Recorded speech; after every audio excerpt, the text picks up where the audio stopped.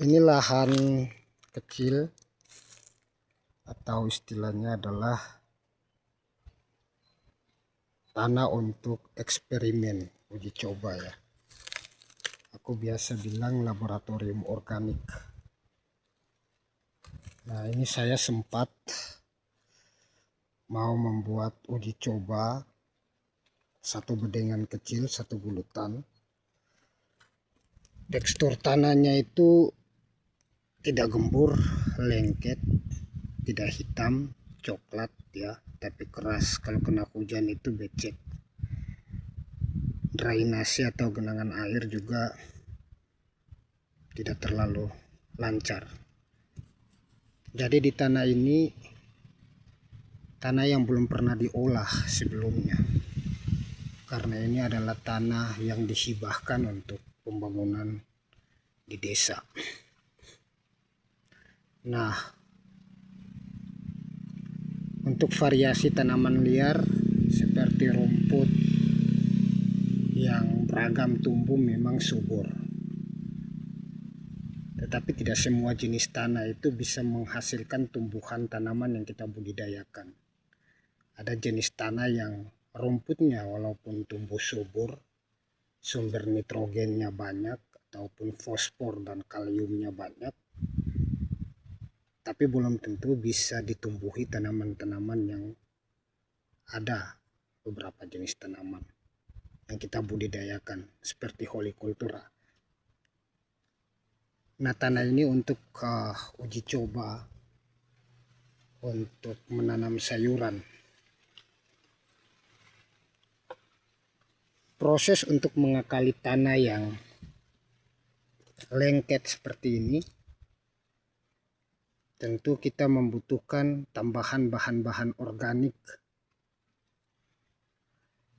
agar tanah itu bisa gembur, poros, dan mudah ditumbuhi benih atau perakaran tanaman itu bisa untuk bergerak lebih leluasa di dalamnya. Apalagi kalau kita menghadapi jenis tanah yang terus-menerus diperlakukan dengan obat-obatan kimia sintetik seperti obat rumput dan lain-lain, yang efeknya bisa banyak membunuh gulma atau tanaman liar dan bisa juga mematikan mikroorganisme lokal atau mikroba atau bakteri pengurai penyubur tanah. Apakah itu cacing yang punya sumbangan besar terhadap kegemburan tanah, ataukah mikroorganisme lainnya.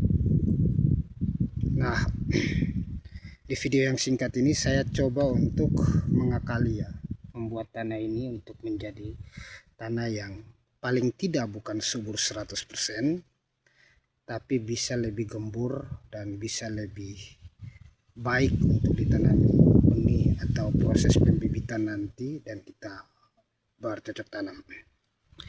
Sebagai bentuk eksperimen pertama, saya sudah buat gulutan. Ini juga untuk teman-teman yang mau mencoba kalaupun merasa bermanfaat. Pertama saya coba memacul satu bedengan kecil, panjangnya sekitar berapa meter. Ini pertama kali mengolah tanah. Kemudian di tengah tanahnya ini, di tengah gulutannya saya coba membuat sedikit lubang, rongga, parit kecil. Saya mengisi abu hasil sisa bakaran pohon sagu ya di belakang atau rumput. Saya mengisi abu untuk bisa mengukur atau menetralkan pH tanah. Jangan sampai dia asam ataupun basah. Rata-rata di atas angka 4 dan jangan melebihi angka 7. 5, antara 5 dan angka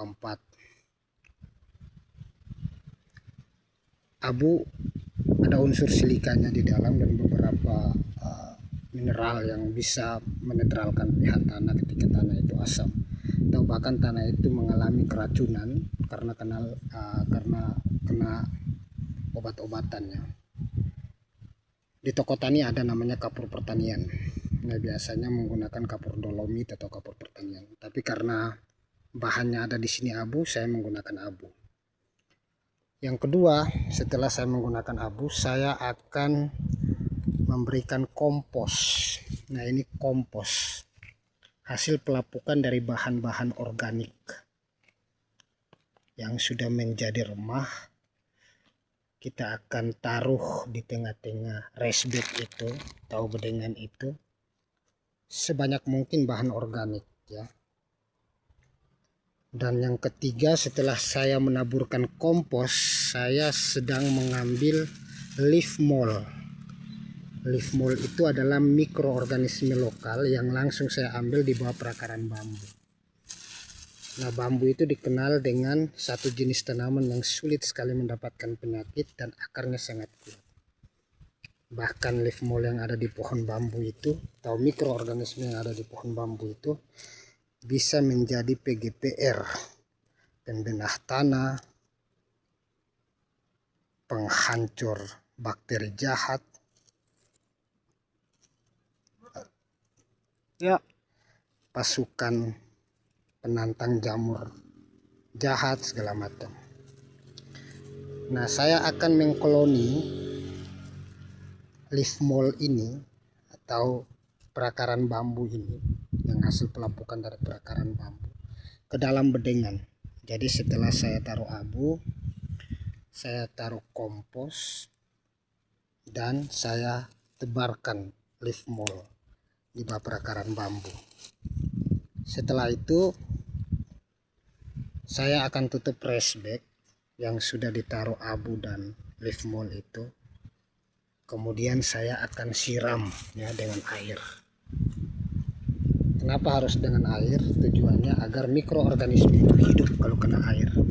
Teman-teman biasa lihat kalau orang bikin penelitian di mikroskop, mereka akan mengambil sedikit leaf mold, kemudian diambil airnya, taruh di preparat, kemudian langsung diteliti berapa banyak mikroorganisme yang hidup. Nah, itu sebenarnya konsep sederhana. Jadi bahan-bahan yang ada saja di sekitar. Kalau tidak ada kompos seperti itu, teman-teman bisa menggunakan cacahan atau hasil pembersihan kebun yang rumputnya tidak kena Roundup atau rumputnya tidak kena racun kimia ya. Ambil yang segar, yang hijau, maupun yang di bawah pohon-pohon atau hutan yang agak sedikit luas. Ambil yang coklat, yang kering, kemudian tanam di dalam tanah dan ditutup dengan tanah. Setelah itu membersihkan bedengan, ditutup, disiram dengan air biar mikroorganisme bekerja, sembari menunggu proses pindah tanam tanaman. Kalau cabai kan semainya sekitar hampir 1 bulan. Mau pindah tanam 6, 7 sampai 8 daun baru pindah tanam, atau 5, 6, 7 sudah pindah tanam. Nah, 1 bulan itu kalau bedengan sudah siap berarti sudah bisa. Artinya mikroorganisme sudah banyak sekali di dalam bedengan yang kita buat. Ini untuk satu contoh raised bed kecil aja. Kalau bagaimana dengan raised bed yang panjang atau gulutan atau bedengan yang panjang yang tanamnya bisa 40.000 pokok atau 10.000 pokok rica ataupun tomat ataupun jagung menggunakan mulsa? Gampang. Awal waktu bajak tanah, rumput-rumput di sekeliling lingkungan kebun ditanam di dalam tanah, ditutup jadi bedengan, kemudian dilapisi mulsa, biarkan sampai pindah tanam. Atau bahkan bisa menggunakan lubang tanam di dalam mulsa.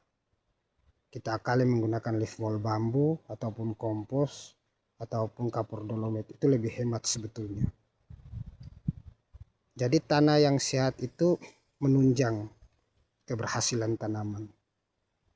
Kalau tanahnya banyak makanan, banyak bahan-bahan organik, tentu menjadi rumah bagi mikroorganisme yang mengkoloni dirinya di situ untuk membuat tanah poros, gembur, dan banyak nutrisi, mineral, dan vitamin bagi kehidupan tanaman. Apakah tanaman itu membutuhkan unsur yang penting di dalam kehidupannya? Apakah unsur nitrogen, fosfat, ataupun kalium? atau zinc, besi, vitamin dan segala macam, atau fotosintesis. Tentu pertama-tama dilihat dari kesuburan tanahnya, keberadaan lingkungannya, dan bagaimana tanaman bisa tumbuh dengan kehidupan yang baik. Kira-kira seperti itu teman-teman. Video singkat 10 menit ini semoga bermanfaat. Ini cuma uji coba saja teman-teman. Terima kasih.